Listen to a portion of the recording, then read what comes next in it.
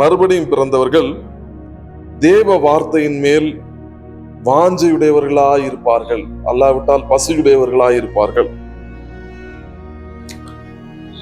இங்கு அப்போஸ்தலனாகிய பேதுரு சொல்கிறார்,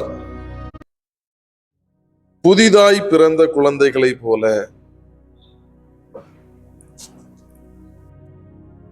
ஆரோக்கியமான குழந்தைகளுக்கு பசி உண்டாகும். அது பசி உண்டாகும் பொழுது குழந்தைகள் அழுவதுண்டு. உடனே தாய்மார்கள் பால் கொடுப்பதுண்டு. புதிதாய் பிறந்த குழந்தைகள் வளரும்படியாக தாய்ப்பால் அருந்துவது உண்டு. அதுபோல மறுபடியும் பிறந்தவர்கள் ஆவிக்குரிய பிரகாரமாக வளர வேண்டும், மெச்சூரிட்டி, முதிர்ச்சி அடைய வேண்டும்.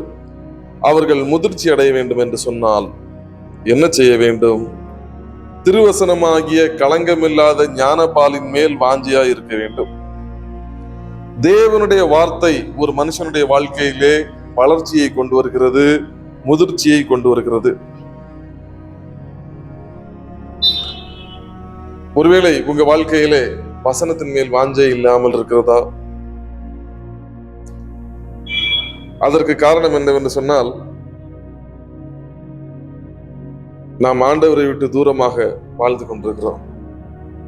நாம் மறுபடியும் பிறந்தோமா என்பதை நாம் ஆராய்ந்து பார்க்க வேண்டும். மறுபடியும் பிறந்த கிறிஸ்தவர்களிடத்தில் 3 குணாதிசயங்கள் காணப்படும். 3வது குணாதிசயம் என்ன?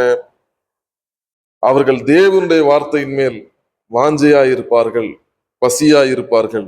அவர்கள் ஆவிக்குரிய பிரகாரமாக முதிர்ச்சி அடைவார்கள், வளருவார்கள். அப்போஸ்தலனாகிய பேதுரு மறுபடியும் பிறந்த கிறிஸ்தவர்கள் எப்படி வாழ்வார்கள், அவர்களுடைய குணாதிசயங்களை பற்றி சொல்கிறார். 3 குணாதிசயங்களை நாம் பார்த்தோம். 23வது வசனத்திலே நாம் எப்படி மறுபடியும் பிறந்தோம் என்பதை சொல்கிறார். அழிவுள்ள வித்தினாலே அல்ல, என்றென்றைக்கும் நிற்கிறதும் ஜீவனுள்ளதுமான தேவ வசனமாகிய அழிவில்லாத வித்தினாலே மறுபடியும் ஜெனிப்பிக்கப்பட்டிருக்கிறீர்கள். நாம் எப்படி மறுபடியும் பிறந்தோம்? அழிவுள்ள வித்தினால் அல்ல.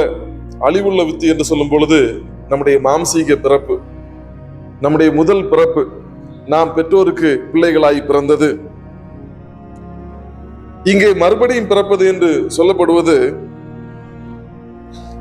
அழிவில்லாத வித்தாகிய தேவ வசனத்தின் மூலம், ஜீவனுள்ள வசனத்தின் மூலம் மறுபடியும் பிறக்கிறது.